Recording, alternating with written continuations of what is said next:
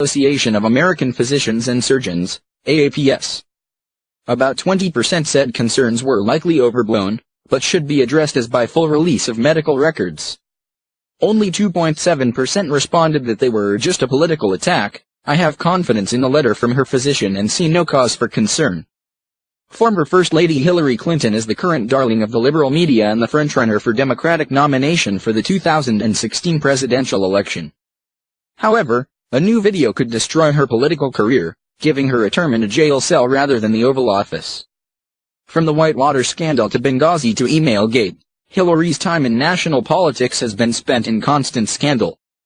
The media refuses to discuss the dirty deeds of their favorite candidate, while she has escaped legal consequences due to a large legal team and constant intimidation of anyone who speaks out.